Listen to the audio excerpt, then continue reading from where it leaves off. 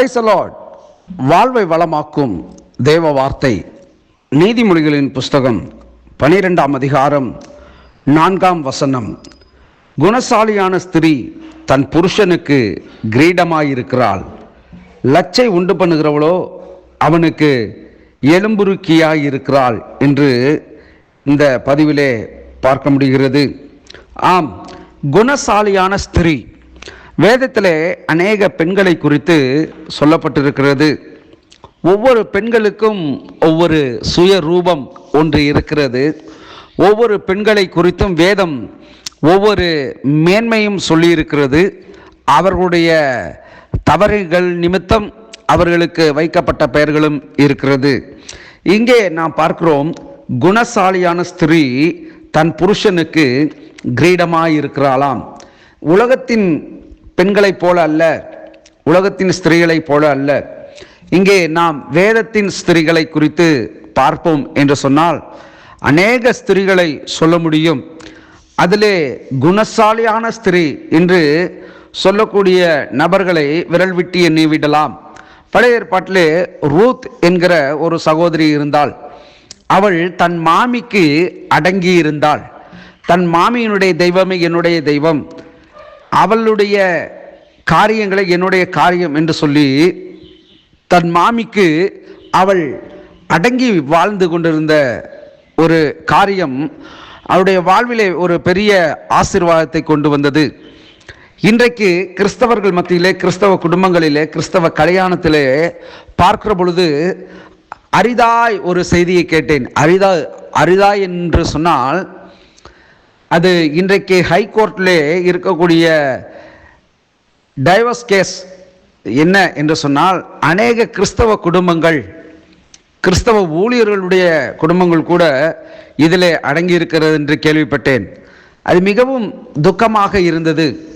என்று சொன்னால் திருமண காரியங்களிலே அங்கே பதிவிடுகிற காரியங்கள், தேவன் இணைத்ததை மனுஷன் பிரிக்காதிருக்கட்டும் என்று சொல்லி ஏற்ற துணை என்றெல்லாம் அந்த திருமண காரியங்களிலே ஊழியர்கள் அல்லது திருமண ஒப்பந்தத்திலே செய்கிற நபர்கள் அங்கே ஒரு உண்மைத்துவத்தை வெளிப்படுத்துவார்கள்.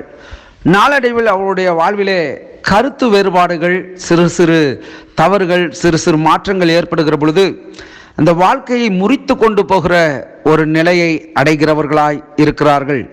ஆனால் வேதம் இங்கு தெளிவாய் பதிவிடுகிறது, குணசாலியான ஸ்திரியை கண்டுபிடிப்பவன் யார் என்று சொல்லி. அவள் தன் புருஷனுக்கு கிரீடமாய் இருக்கிறாளாம். ஒரு குடும்பத்திலே கணவன் மனைவி இருவர் இருக்கிறார்கள் என்று சொன்னால், கணவனோ மனைவியோ ஒருவர் சொல்வதை ஒருவர் கேட்டு கீழ்ப்படிந்து தெய்வ பக்தியோடு அந்த குடும்பத்தில் அடங்கி இருத்தல் அவசியமானது. ஆனால் இன்றைக்கு அநேகருடைய வாழ்விலே காணப்படுகிற காரியங்கள் என்னவென்று சொன்னால், குடும்பங்களிலே கணவன் மனைவிக்குள்ளே குடும்பத்திலே ஏற்படுகிற சிறு சிறு பிரச்சனைகளின் நிமித்தம் ஈகோஸ், அதாவது விட்டு கொடுக்காமை அவருடைய வாழ்விலே ஆணித்தரமாக அது பதிந்து கசப்புகளும் எரிச்சல்களும் உண்டாகிற ஒரு நிலை உண்டாகிறது. வேதம் தெளிவாய் சொல்லுகிறது, குணசாலியான ஸ்திரீ தன் புருஷனுக்கு கிரீடமாயிருக்கிறாளாம். ஆனால் லச்சையை உண்டு பண்ணுகிறவளோ அவனுக்கு எலும்புருக்கியாயிருக்கிறாள் என்று வேதம் சொல்லுகிறது. அவமானத்தை உண்டு பண்ணுகிறவளாயிருக்கிறாள் என்று வேதம் பதிவிடுகிறது. ஆகவே இந்த நாளிலே இன்னும் சில வசனங்களை சொல்லுகிறேன். நீதிமொழிகளின் புஸ்தகம் 19ஆம் அதிகாரம் 14ஆம் வசனம். வீடும் ஆஸ்தியும் பிதாக்கள் வைக்கும் சுதந்திரம், புத்தியுள்ள மனைவியோ கர்த்தர் அருளும் ஈவு என்று சொல்லப்பட்டிருக்கிறது. ஒரு மனுஷனுடைய வாழ்விலே ஒரு மனைவி அமைகிறாள் என்று சொன்னால் அது கர்த்தர் அருளுகிற அது ஒரு ஈவாய் இருக்கிறது. மற்றவர்களுக்கு அருளுகிற காரியங்களை எப்படி என்று என்னால் சொல்ல முடியாது. சிலர் ஸ்டேட்டஸ், சிலர் வசதி வாய்ப்புகள், சிலர் அழகு, இப்படிப்பட்ட காரியங்களை கண்டு அவர்கள் அப்படிப்பட்ட திருமண காரியங்களை நடத்தி வைக்கிறார்கள். ஆனால் அது எந்த அளவுக்கு கடந்து போகிறது, எந்த அளவுக்கு இல்லற வாழ்வு இருக்கிறது என்று என்னால் சொல்ல முடியாது. என்று சொன்னால் இங்கே கர்த்தருடைய பிள்ளைகளுக்கும் வேதம் சொல்லுகிறது, குணசாலியான ஸ்திரியை நாம் கண்டுபிடிக்க வேண்டும் என்று சொல்லி.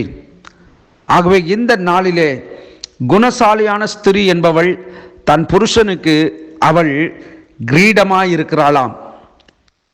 உங்களுடைய வாழ்விலே இப்படிப்பட்ட அனுபவத்தை நீங்கள் அனுபவியுங்கள். கர்த்தர் மேன்மையான காரியங்களை உங்கள் வாழ்விலே அவர் செய்து முடிப்பார். God bless you.